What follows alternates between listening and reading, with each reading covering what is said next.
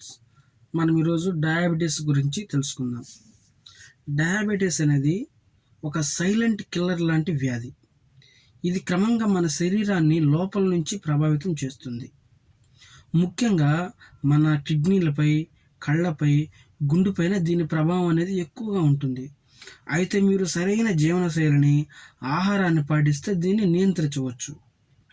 కనీసం రోజుకు 30 నిమిషాలు నడక, తక్కువ కార్బోహైడ్రేట్స్, ఎక్కువ ఫైబర్ ఫుడ్ తీసుకోవడం వల్ల ఇది ఈ డిసీజ్కి కంట్రోల్ చేసుకోవడానికి చాలా ఉపయోగపడుతుంది.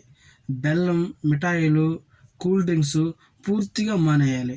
మధుమేహాన్ని నిర్లక్ష్యం చేస్తే దీని ప్రభావం అనుకోలేని స్థాయిలో చేరవచ్చు. కనుక రోజు ఆరోగ్యాన్ని పరిశీలించండి. చిన్న మార్పులు పెద్ద ఫలితాలను ఇస్తాయి. Okay friends, thank you.